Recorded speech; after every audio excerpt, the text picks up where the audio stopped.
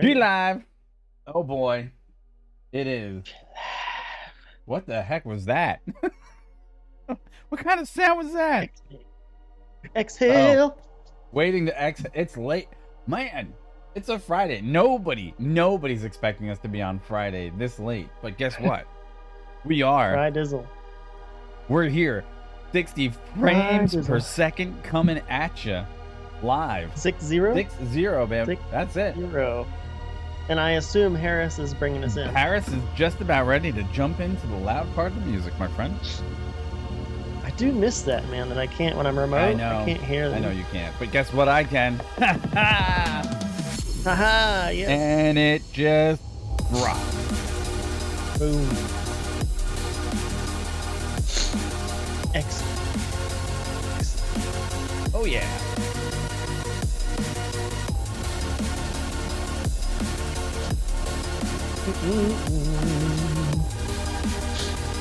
Aha.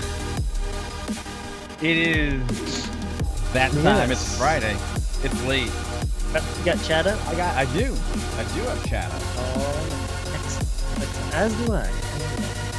Chad is ready for show 5-9er. There you go. All right, I'm going to make the call. 10 seconds. Do it. 5, 2, 1.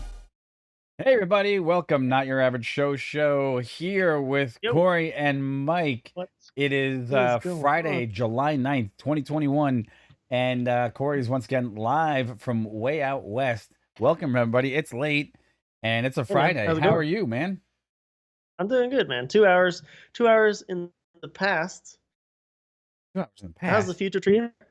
Oh wait, oh yeah, because I'm East Coast and you're Mountain Time. Hey, we're I'm Mount.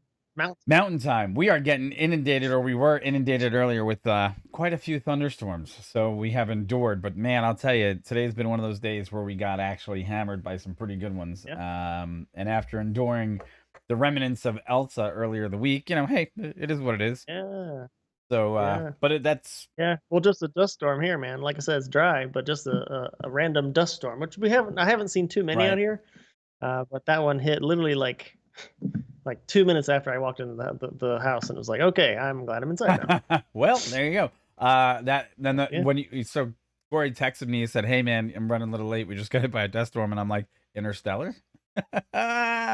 Yeah, because are you gonna go into a room and like move the bookcases and the books and see? I am. I'm gonna talk to myself in the future, in There the you go. past, There you go.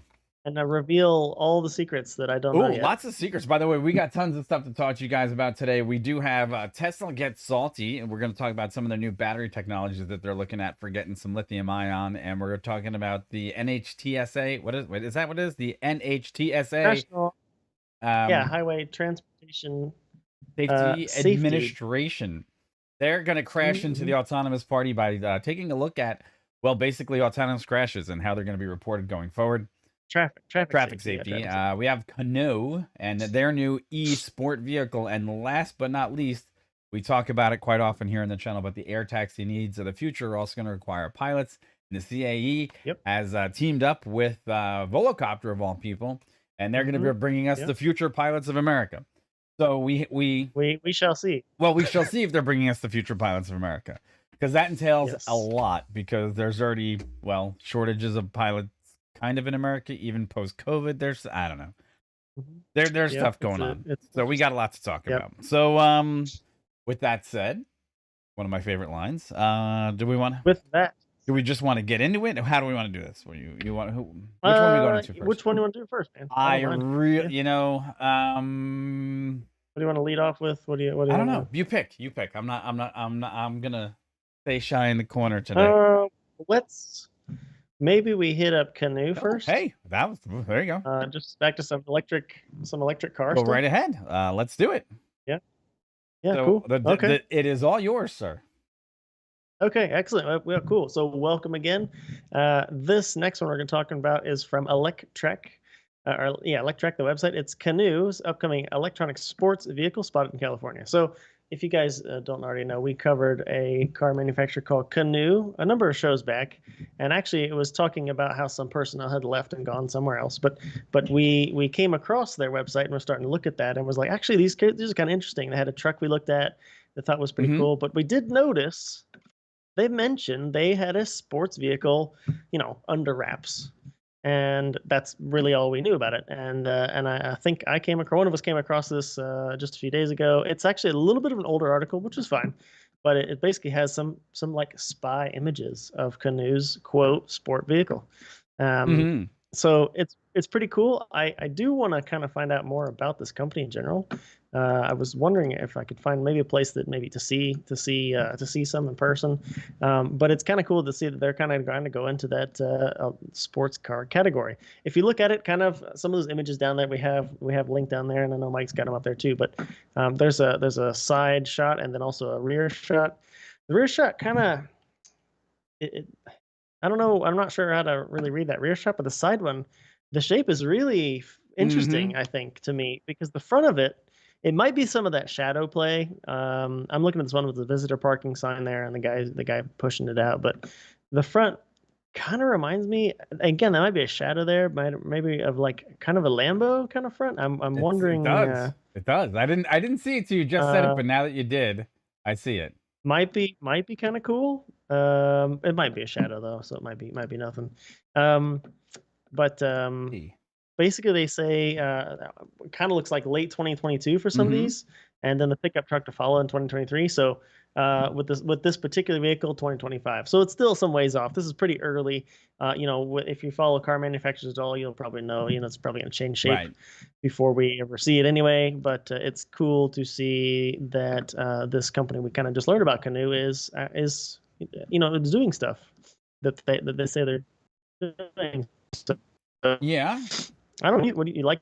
You think? What do you think about it? I'm with you on this one. I'm looking at the second picture of the gentleman standing in front of it, and well, it looks like Yeah, it's yeah. got the pedigree of the Canoo headlights. So basically, Canoo in there, Mhm. or however you want to say it, the way that they've actually laid themselves out here, and I'm going to bring up their actual website, which has got these crossed up configurations of their headlights and their taillights, and they're quite unique. Yeah, yeah. Okay, and it looks like Yep, from the pictures that I was just looking at before that it does have that kind of crosshatch design the same way.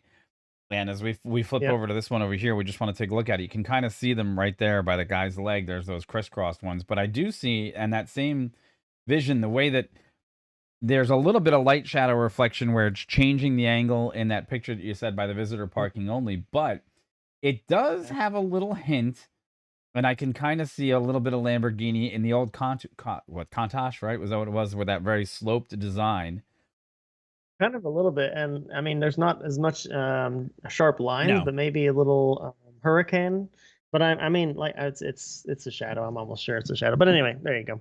But yeah, it looks So cool. yeah, Yeah. in their designs here, well, it says that they have their Canoo, their MPDV, their pickup truck, and also their platform. It Hmm. looks like their platform would yield itself towards having a low efficient vehicle that's got that jelly bean shape to it. And when you click on this one, it says be the first to know the same platform, different use case, which means they're basically going to use their same platform, and Hmm. that's about it. And if we go into something here that Yep. says play, they do give us a quick video um, that's really just giving us an intro and a peek, and that's all Yep. it is. That's all you get. You don't get anything really exciting there. Just Yep. some loud Yep. music, and that's Yep. it. Um, Yeah. so look, I mean, as far as what they're trying to do, okay, obviously we know that they lost one of their top players to Apple recently, and that's one of the things that Hmm. we spoke about. Yep. I am Yep. excited about anyone that wants to get in the EV market. I like their designs, Mhm. and I'd like to see more. I'm interested to see what they're doing rolling it around in the truck in the public for, because that would seem to me that they're ready to probably give you that next glimpse, right? That Yep. it's going to move forward soon. And that's what I'm kind of Yeah. hoping to see here, because it looks like they were actually prepping it, and I could be completely wrong as well, but to me it looks like they were possibly prepping it for some press material, because outside of this black duct tape that seems to be on the body, there seems to be someone occupying the cabin, which is That's actually the next thing I was going to yeah, mention was some of these photos you can see that it's somebody in it and it appears moving under its yeah. own power. Now don't jump the gun there if you're watching our show and you're talking about jumping the gun there. I mean, none of these concept cars will just have bare bones, rolling Oh yeah, components in there. So, but I mean, I don't know. They already have some other designs, so maybe. And since they've said, and we know that they're going to use that kind of platform, which a lot of manufacturers are doing, that kind of, bottom platform that all of the main components go under, and then they change the top. Maybe it is closer to being out than, or at least maybe we'll see something soon, like Mike yeah. said. One could always hope. So, well, I look forward to seeing So, good things from this company because I like their oh yeah. designs. Like I said, so hopefully within the not too distant future, we're going to see actually a few of their models come out because they do have a unique shape. They are attacking Hmm. the market, I think, at the prime. We could talk about also the fact that there's going to be some other stuff coming up with the Dodge announcing their electric truck, and that's not going to be here till 2024, and they're finally making the step into the Hmm. marketplace. But I think if you're in within the next year and a half, you're kind of solidifying yourself as one of those base movers, right? One of those Hmm. groundbreakers that could be, easily cast in with, say, a Tesla, and you could ride that wave of Yep. being an early EV entrant, and that would be great for them. Seriously. Yeah, and they've already they're on that. They're already comparing themselves a bit to the Model 3. That says in here that they foresee this particular platform to be a bit shorter or smaller than the Model 3, but then end up having more interior Right. space. It'd be great. And it also mentioned here too that we could probably be safe to assume that this would be built in that factory they acquired in Tulsa. So another big company to see acquiring large assets to large footprint of area to actually do something with. So out of the companies that we've kind of covered for EV, I'm interested to see what this one does. And all the things we usually talk about, batteries and infrastructure, that all is in here. And we got some battery news for you later too. But I mean, we'll see how it You goes. bring up an interesting point when you talk about the competition in the Model 3 and why I said what I did about being an early Mhm. entrant to the marketplace right now. Because if you are and Yep. you're a Yep. serious, all EV vehicle, your main competitors for the average buying person's dollar are the Model 3 and the Model Y. And the one thing that I do see advantageous about what they've got in these pictures here is this long-bodied cabin design. Now that you mentioned it, Hmm. right? Yep. That's actually Yeah. Interior stuff. that's actually a little bit that plays into their favor going up against the 3, and maybe you're sitting on the fence where Hmm. you don't want quite the size of the Y, and you're kind of Hmm. not in the coupe market for the 3, but this kind of gives you a little almost station wagon EV-esque larger interior space. Yeah. That could be a I great play I for them. wonder if That could be I wonder if massive, this thing's gonna end up as a hatch in a right? way. Yeah, that would Uh, be the I first. don't know, but Would that be the first uh, EV hatchback? oh man, Like uh, consumer purchasable, obviously. I don't know, yeah. Ah man, I'd be hard pressed to say yes because there must be another one out there. Guys in chat, there's got to be an EV hatchback out there already. I mean, I gotta search for this. search EV hatchback because I don't know of There's one. got to be. There's got to be. I Why don't, can't I place one right now? I don't think there is. I'm doing it. I'm doing it too. I gotta look. Here's Audi's coming out with a hatch, electric hatch. Would they be the? Oh wait, the bolt, Yeah, no, the bolt. the iconic. They're calling that a hatch. Okay, yeah. Okay, so there's a couple. Uh, yeah, I mean, yeah, like I said, There must have been. there All right, must all have right, been fair enough. All right, fair enough. like, but there you go. But I mean, yeah, it's gonna distinguish itself because it looks a bit different than the other ones. None of them look like this, so we'll Right. see. Yeah, Excellent. Well, there's that then. yeah, yeah, yeah. And we should probably talk. Well, here, go ahead, give them the outro, and there's something else. What's that? Okay, yeah. Yeah, so please like, share, subscribe. It helps out our channel a lot. Obviously, we like to hear from you guys too. But if you like, share, subscribe, and then, of course, hit those notification bells below, you can keep track of our shows in the future and all the things that we're going to bring you because we'll obviously bring you, like we bring you lots of stuff about air taxis, electronic stuff, aviation. We're following a lot of aviation stuff, automated cars, any future tech things like that. But also, we like to do live stuff like rocket launches and go to some races and other things too. Yeah. So yeah, you can come along wherever. Yeah, that's right. we go. And So very much we've please seen an do. increase in its subscribers. We had 250 last week. We're at 268 today, or 269. So Yeah. thank you for that. And James just chimed in chat and said, "Does the BMW i3 count?" Yes, it does. So we're foolish for even asking the question. It does. Yeah. I retract my statement of it being the possible first EV hatchback. Just so I don't get killed in the comments below. Not like we're gonna get slaughtered or anything like that. But hey, But you know Yeah. what? I guess this is a perfect segue into the next conversation, which I'm going to bring up fairly easily, which Do it. is if we are going to talk about new Yeah. EVs entering the marketplace, and most of them are going to have some sort of automation because you can get it on just about every road going vehicle at some level today. The NHTSA has Hmm. said basically that the days of free reign in the autonomous marketplace for autonomous driving cars are over. And what I mean by this is Hmm. there are more than 100 companies by this article in Car and Driver that are currently working on self driving or driving assist technology. However, none of them had to tell the feds up until now if there was an accident. And there's a caveat here, though. All right, I'm going to go through some of the things Yep. that I kind of picked up out of this article, and maybe some of you guys, if you got a chance to read it from the links below as well, because it does come out and it says that they're working on all sorts of new technologies, but for the last 3 years, most of these companies did not have to report anything because the previous administration did not want to interfere in what they called, I believe it was, growth in the industry, right?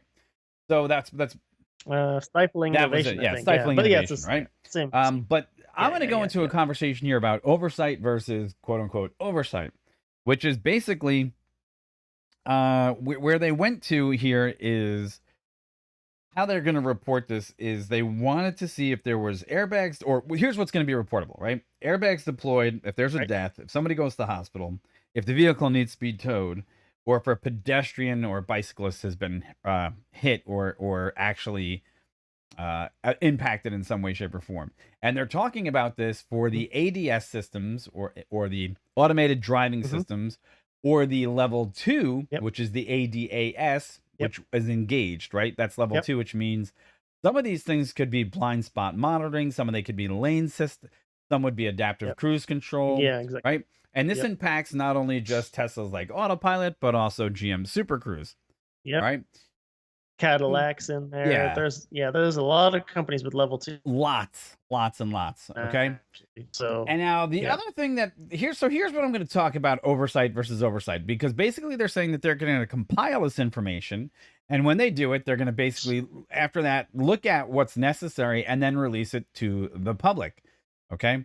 Mhm. And there's a number of quotes in here and one of the ones here is an order it reads in part given the rapid evolution of these technologies and testing of new technologies and the features on publicly accessible roads, it's critical for the NHTSA to exercise its robust oversight over potential safety defects in vehicles operating with ADS and level 2 Mhm. ADAS. That's the Mhm. NHTSA. So now here's the difference. And now I'm going to kick off the conversation this way. There's been lots of cars out there that have autonomous mishaps over the last couple of years, and most of them have become very, very public. And they have Mhm. attracted the attention of the manufacturers. They've attracted the attention of the legal going bodies and so on and so forth. And I'm just wondering if that doesn't burn a company to be better prepared with their technology to move forward because one of the things that you had said before we came on was about liability and I think that Yes. that's a huge place and I think you got a couple of things to talk about liability there. Yeah, sure. Yeah. So just as Mike and I were starting to look at these articles for tonight, and just kind of back and forth a little bit, I mentioned the thought that now whether this is true or not, it would seem that as Mike's mentioned, there are quite a number of vehicles now with level 2 capability. And if you're not sure what level 2 is, we're talking about the level of automation that a car can drive, and it Hmm. goes up to level 5, which would be completely autonomous. You get in the car and it takes you wherever. But currently is a lot of level 2 equipped cars. And again, one of the things would be, enhanced cruise control, something that has lane keeping assist, things like that. That if you're looking at newer cars, you've probably seen a lot of these things floating around. And one thing I was going to mention, Mike, actually, that I didn't notice before, we just talked about before the show, was that quote. I had to pull up the actual order, Hmm. but the quote kind of reads that if it's only level 2, then they want information. So when the technology is being tested for level 3 and above, are those not required? I don't know. And if that is the case, then they're really focusing on level 2, which has more widespread implementation. It's Hmm. actually more of those cars on the road, so they might be focusing more on those cars, that technology itself. And again, I'm just speculating here, but maybe not so much the cars in more development, level 3, level 4. We're not there yet, but you get You kind of get where I'm going Yeah, with I that. do because let me. But what you said too about liability, that was exactly what I was thinking was, and maybe you're going to say that, but maybe somebody who's more interested in claims, right? You're going Insurance, somewhere. insurance You're and going whatnot. somewhere. Maybe people that are interested in insurance claims would be wanting to know that information uh, for possible adjustments of policies and things. So, and I'm just throwing it out there, Oh, okay. Wait. So there's something else in the article, I'm though. Hold seeing on. that. There's something else in the article that I just want to touch on that. Well, before you go one step further, because you didn't say that before, so I want to say this really quick, right? They also highlighted Yeah. that companies will not be able to hide behind the claims of confidentiality, which is an important word to what you Mm-hmm. just said, and keeping this reporting any incidents. The NHTSA said it will recognize 3 categories of information that might be actually confidential, which version of the company's technology the vehicle is using, whether or not the vehicle was within operational design domain at the time of the incident, and some of the narrative the Mm-hmm. company is required to write down to explain what happened. So now you're setting up a whole different picture of liability, narrative, insurance, but there's one other thing, right? Let's just say the thing has to be towed, or the category of what happens. So Sure. Yeah. does a Yeah. car that autonomously beaches itself on, say, a curb that has to be towed, but nobody gets hurt, is that part of this incident? But now that the insurance company has to pay out on this, is that something they're going to want to know? So you opened up this can of worms, and I just want to know where you're headed. And everything you just Hmm. said has to do with the almighty dollar Okay, sign, sure, right? yeah.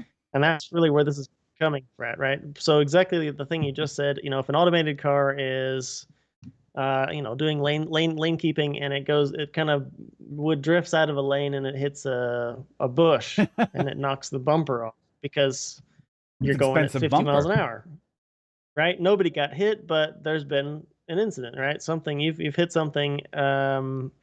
Then of course you want to, maybe you do, but file a claim, and the company's going to be like, well, The company's gonna be like, whatever reason, I mean, I guess where I'm well, going with that is internet it's the dollar stutter. sign, Right. right? By the So, way, you cut out when you went well. and When you went well, you another cut thing, I out. was just talking to somebody else. So when you Oh, went what's that? well, you cut out, so you didn't get to finish the statement. So what was the second part of the statement? Well, Oh, I think where I was going with that was just to say, well, are they gonna be less inclined to cover said incidents ooh, where there might be it may be some leeway where they can get out of paying you, is where I'm going with gotcha. that. So if in other words, if So you decide I that you're mean, tired, or maybe had one too many on the way home from the bar, and you decide to put this thing in full auto mode, and that's when it has an incident or an accident, you are already a liability that shouldn't mhm, have had that thing on the road in the first place. And that I completely understand. yeah. Uh, Yeah. Yeah, this is, and funny enough, I was talking to somebody else about this kind of thing, this article actually earlier today, and we got in a little conversation about it, and it was exactly that. At some point where the level of automation mm, increases, this question of liability is only going to come up more because things well, are going to happen. Whether the car is in level 5 and a bicycle comes out of an alleyway, and it's unavoidable and it hits the car, I I would somebody's still got to I agree. pay for something because even if it's level 5 totally approved by the DOT, whoever, who's driving, if you're sitting in the side seat, nobody's even in the front seat when level 5 hits, who somebody's liable. So it's only going to be a question that persists with this And topic. and So wait, and that, you know what, um this is going to also persist if we get into automated air taxi industry. If the remote yep, operator yep, decides to yep, push this thing into a cloud and he shouldn't have, yep. and it results in an That, incident yep, or an accident, that's exactly what I was well, going I to beat say. you to it. Yep. And It's a great yeah, segue. it Yeah, there you really is. go. It's Yeah. it's a really massive segue into the next topic that we're going to talk about as well, because there's something else there about pilot training. Before we go, James I has a know, I comment. saw that, and he said all the cars that I've driven with the lane keep assist, I hate it. Look, and you're not wrong, because they all have some level of intrusion where the wheel shakes a little bit just before you push that envelope of going Yes. over. But if you turn around, put the turn Yep. signal on, suddenly that goes away. But then you'll get the beeping. Yes. Yeah. Yeah. Some of them have the camera alert Yep. systems. I know your Tesla, it shows you the little Hmm. graphic of the car sitting there before you make that lane change. So Yep. they're all variables on Yep. on the same scheme, but they're all giving you information at a different level. Now, I will say this: one of these will become, quote unquote, a standard, because if the NHTSA has their way, it sounds like to me also, Hmm. in order to play that liability protection game about what's allowable in your car as an assist, at some level they're probably going to have to standardize it so all cars can somewhat talk to each other and make it a simplified process for this, highway of the future.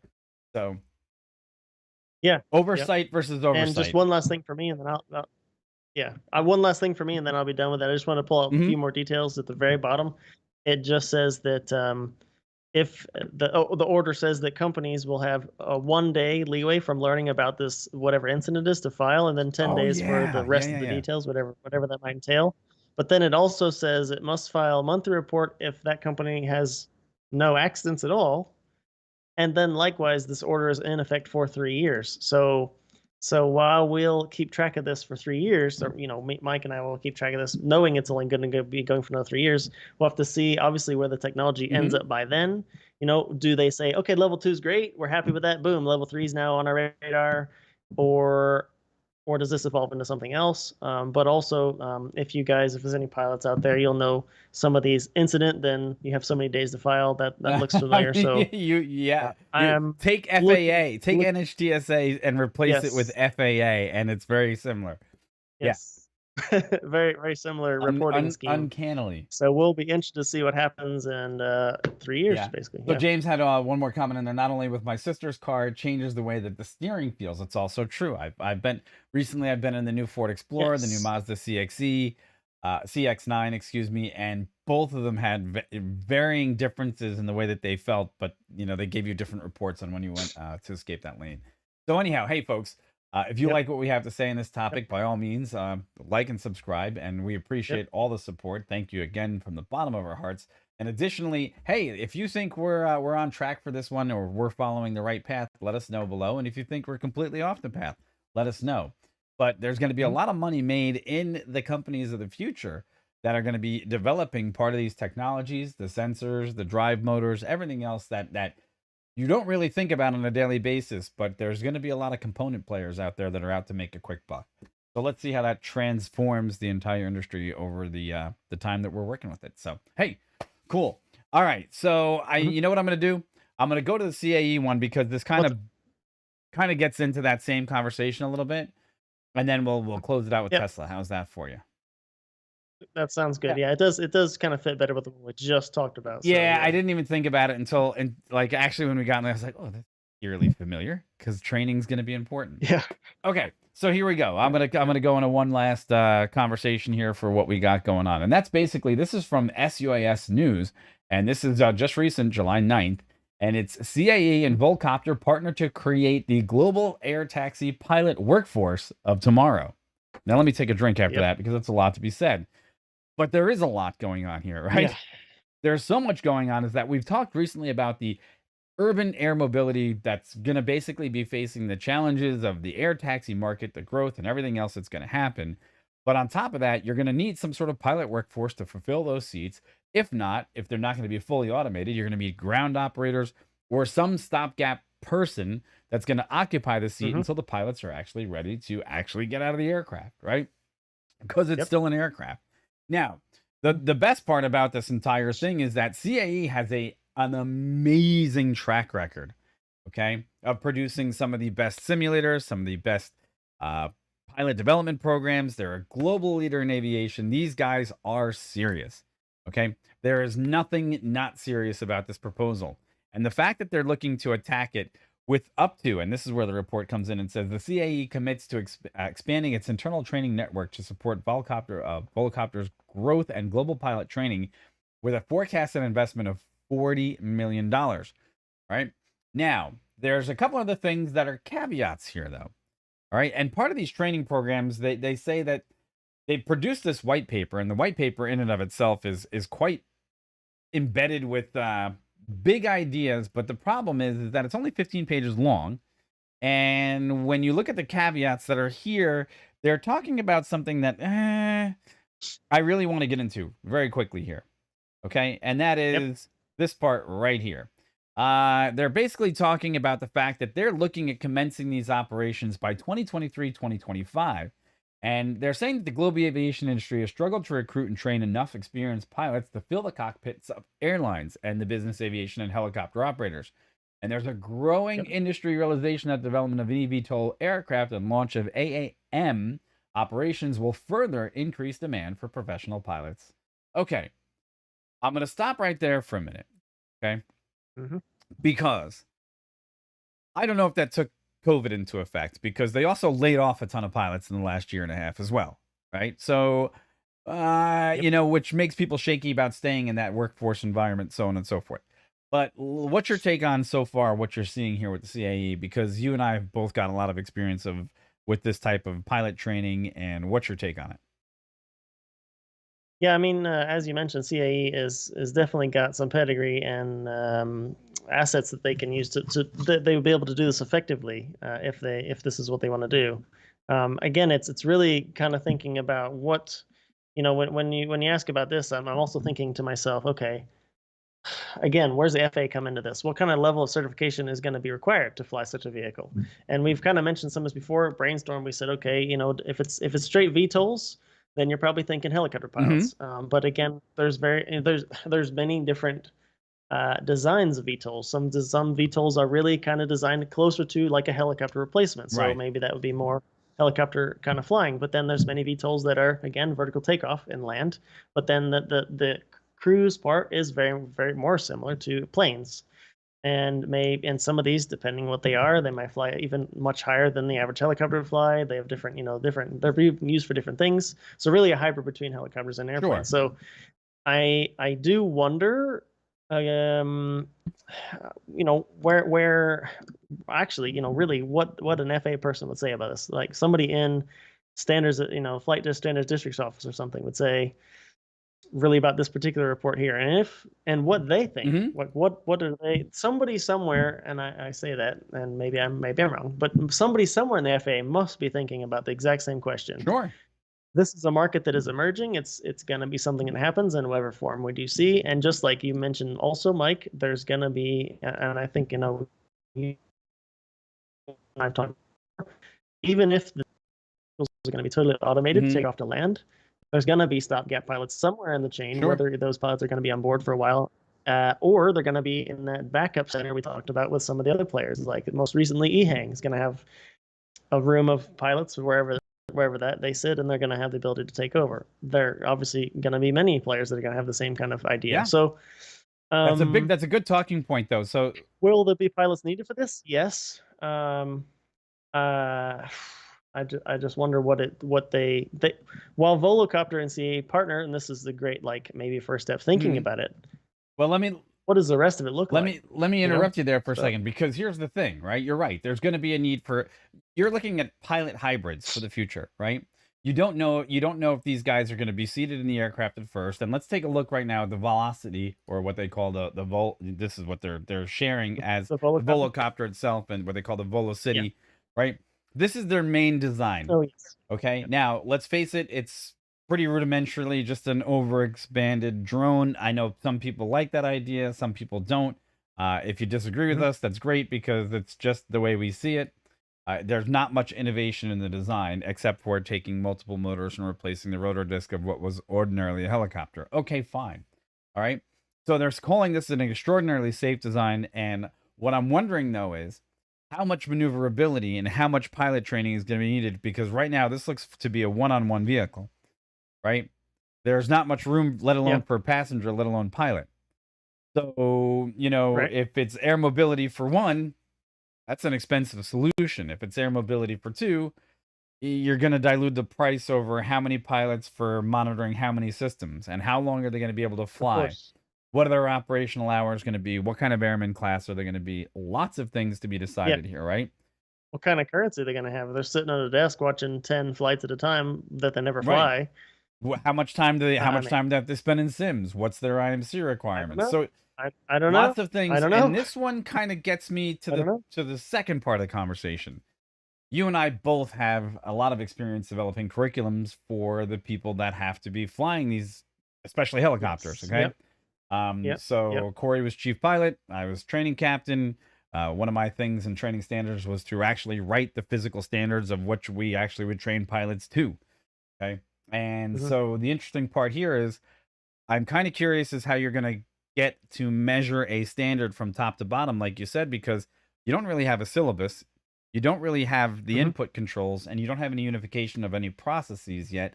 So it's going to be kind of Hmm. difficult to kind of spoon feed that information into this group of pilots by 2023 when the standard hasn't been created yet.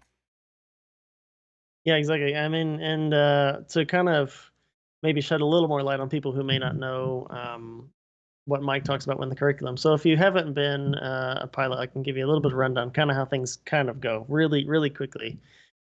Mike and I worked at a school that did Part 61 training, but also Part Hmm. 141. And what that means, in a nutshell, the 141 training is under different regulation, where the whole course itself is more stringent and it's very much laid out in what you do, what lesson, what things you do in that Hmm. lesson, how you pass that lesson, and then how you pass the stage and then the whole course. So it's all laid out. It's Part 61 is more like you would know a guy who's a pilot. He's also got a CFI certificate, so he can teach you legally.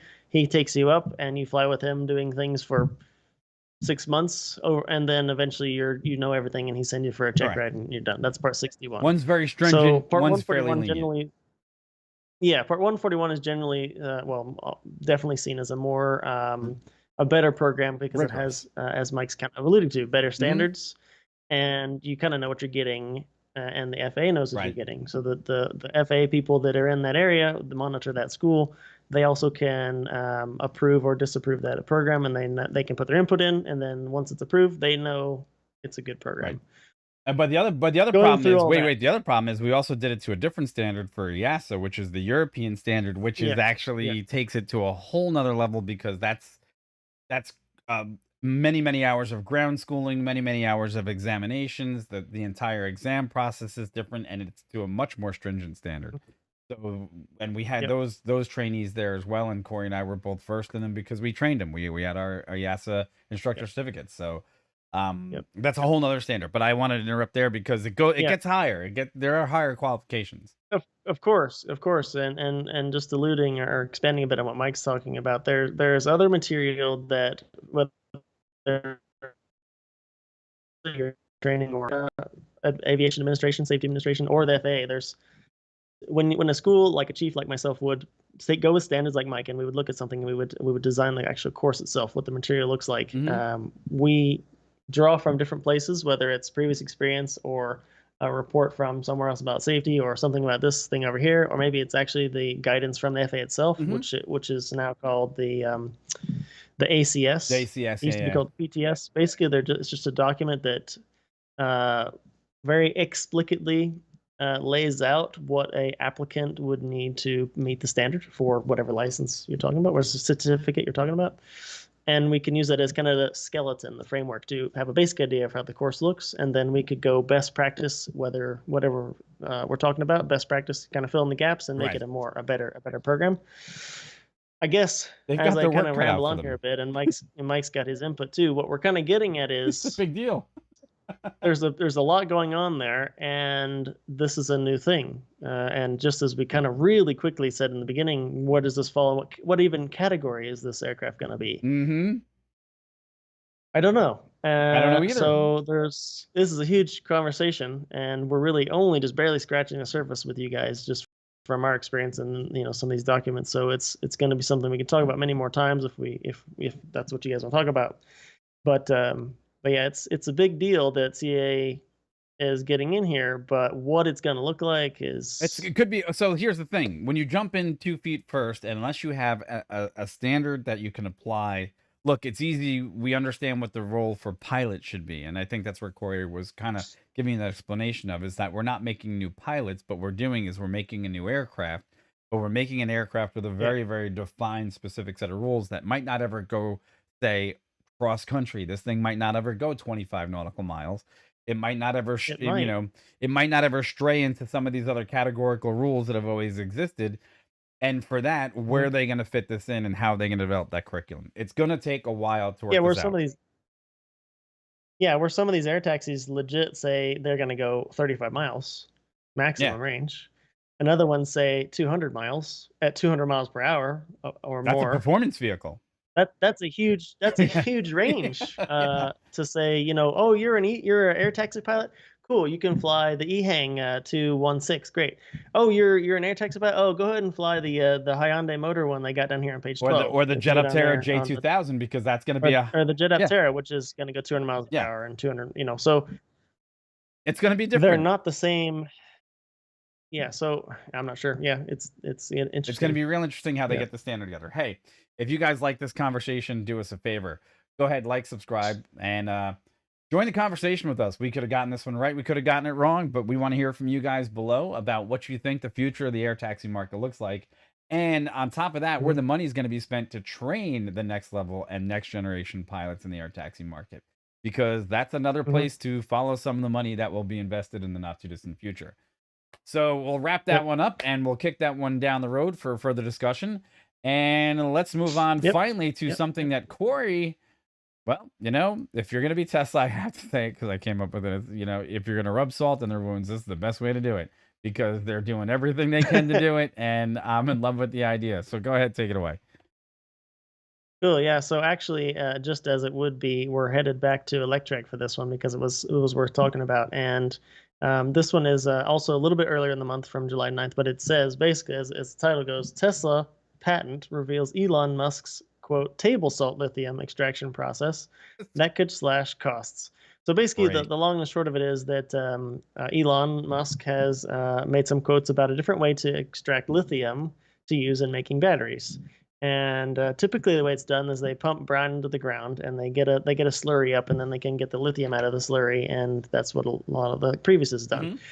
Elon, and I'll just read this quote, and then I'll maybe explain a bit more. But he says Elon Musk describes this new process as, and quote, what is the best way to take ore and extract the lithium and do so in an environmentally friendly way?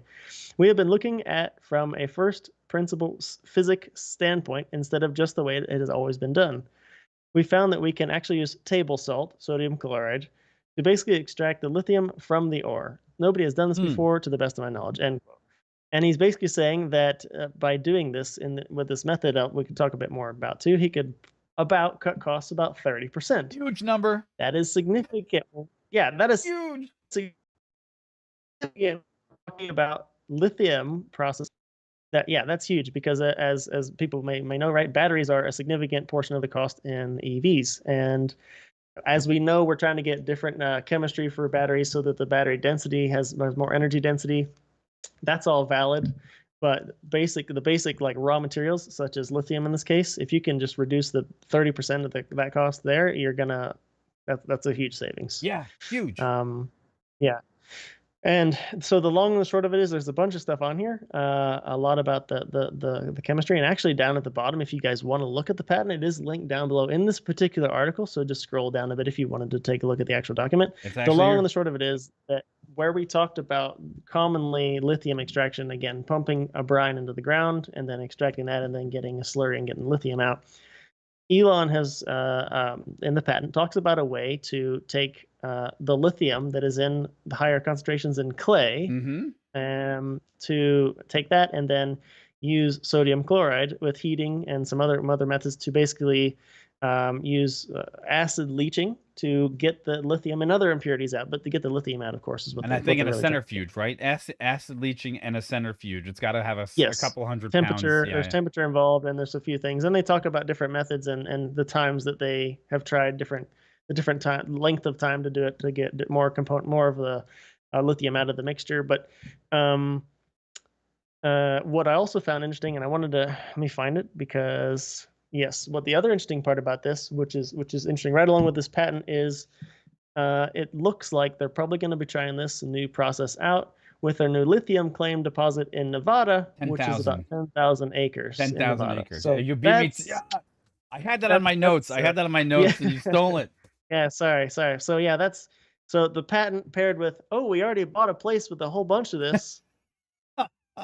And they're like Tesla usually does. They got something up their sleeve, but there's like two other things up the sleeve. And my guess would be Corey, is that Nevada probably has this in mostly clay, and that what's the substrate that they found there, and he went, oh, by the way, we've got this patent, and he probably walked up and somebody was like, you can't get lithium out of clay, and he's like, yeah, you want to watch? He's like, well, why not? Why not? Obviously, you don't know us too well. We're in the we do whatever the hell So, we want department, and that's so what we do. the So one thing I'll say about it is, that's I great. hope we don't see a giant hole in Nevada, literally a massive hole with a whole bunch of clay missing. And because I mean, with strip mining has had its place, of course, but Sure. but the world needs a lot of lithium. There's tons of batteries being made. Let's not we know that's a fact. So if this gets it again, the price will come down, which is great. Hmm. Actually, because there's other things you can see that they'll get out of there. They'll get some iron out of there, some aluminum, Iron, some right? calcium. So there's other things they can use it for. So, being Tesla as well, I mean, if you think back to the boring machine, remember what they did with the material they got out of the front of the boring machine? Remember what Hmm. they did with it? Oh yeah, they They made made the bricks. They made they bricks. made bricks out of it and used it to hold up the tunnel. So here, So, dude, I'm waiting for so he's Tesla. got a whole bunch of stuff. It's Wait, not wait, wait, just wait, gonna wait. go to waste. Wait, no, no, no. It's gonna be Tesla salt cured ham. He's gonna buy. He's gonna go out and he's gonna salt cure ham with the leftover sodium, and the best part is this ham you're gonna be able to either plug into your car or eat. So But you know what? If you don't like salt cured ham, you know what you can do? what? Brine it. You can heat it up with a flamethrower Ah.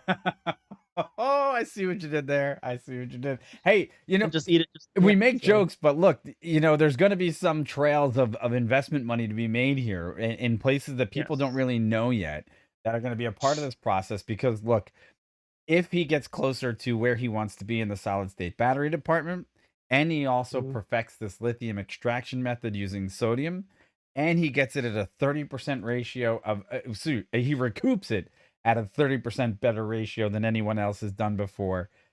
He Mhm. is looking at something that Ford doesn't have, GM doesn't have, Volkswagen doesn't have.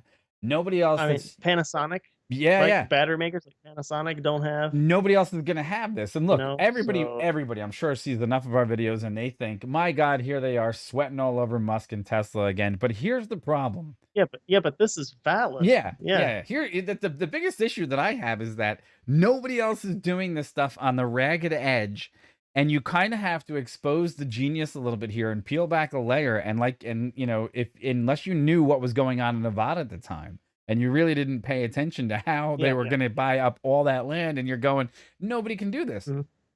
Well, they can. And I Yeah, think yeah. that's the potential that people miss on the investment side of what goes on because now what would I invest in if I was in Nevada? Trucks, construction equipment, extraction Mhm. equipment because they're Yeah. still going to have to go Earth down there. moving equipment. Yeah, earth Yeah. moving equipment because Yep. hey, guess what? There's going to be caterpillars that need to be built. There's going to be, big haulers that need to be dragging this stuff Yep. around. There's gonna be chemists. There's gonna be chemists that need to Yeah. be employed over there. I mean, yeah. And So I would invest in salt because unless he turns around now wait. sodium chloride. Yeah, right. So the other thing is, it wouldn't even phase me in the slightest to see Elon Musk go out and buy a salt mine. Okay, Yeah, I guess it depends how much he needs. I mean, I could see yeah, I myself mean he needs. buying Tesla pool I salt. mean, I look at this and we definitely see the advantage for Tesla, Sure, right? Cars. sure. But again, the article we just talked about, automated air Yeah, taxis or air taxis in general that are sure. electric. I mean, battery density and bringing the cost down is almost everything we're talking about with batteries, whether it's in a car or in something that Let's flies. go. It's Let's it's all go. Let's go about one step further. making it cheaper. Yeah, let's go. Let's Yeah. go one step further. We've also covered recently that the supersonic transports are going to be back, and that's due to the more efficient Yep. engines that are available now than there were at the time of the Concorde.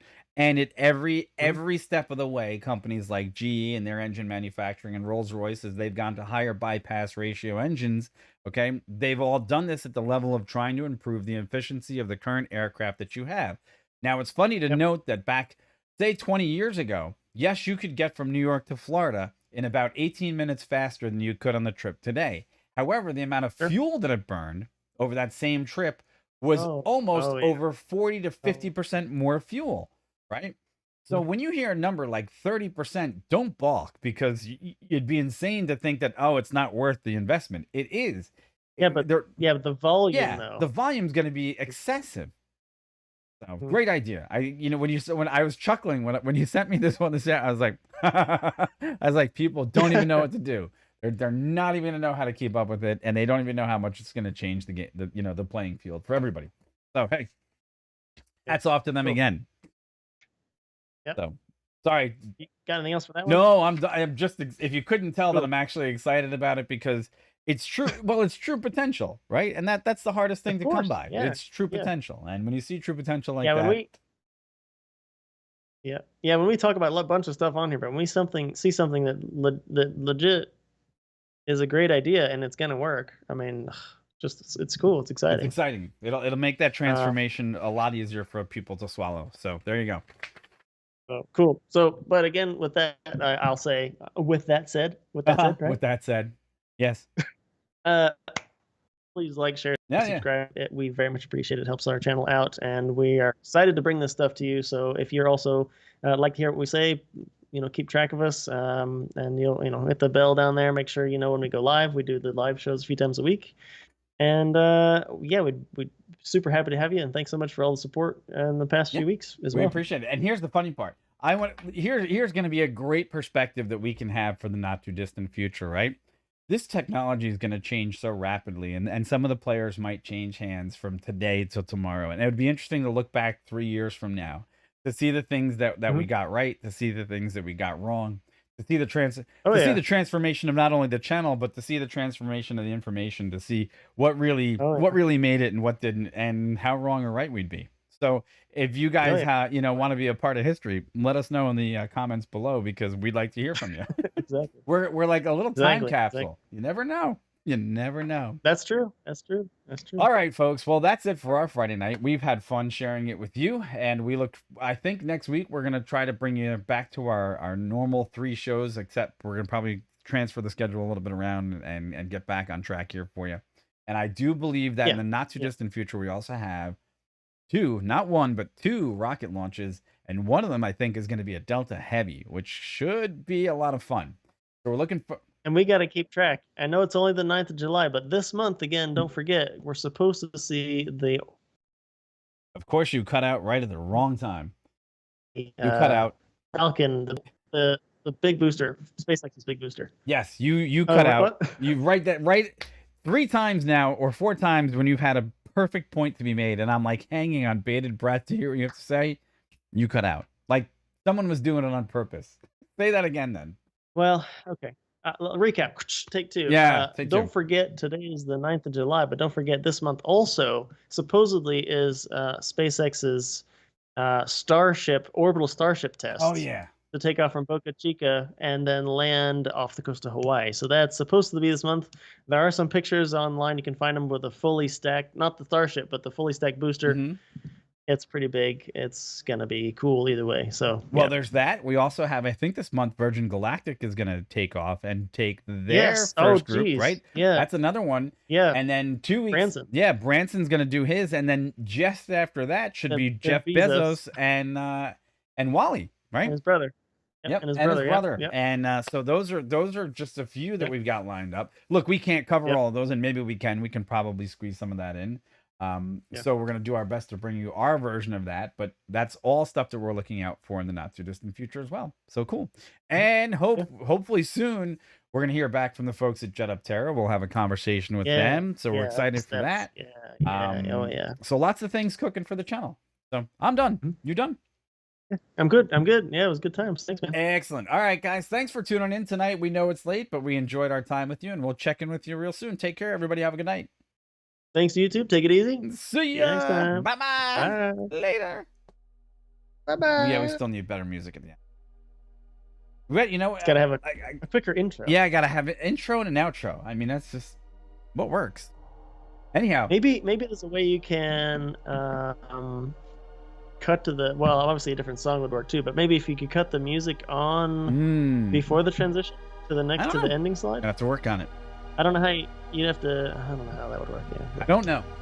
Hey, that's all we got time for, though. So thanks, everybody. Thanks for tuning in. We'll catch you soon. Take care.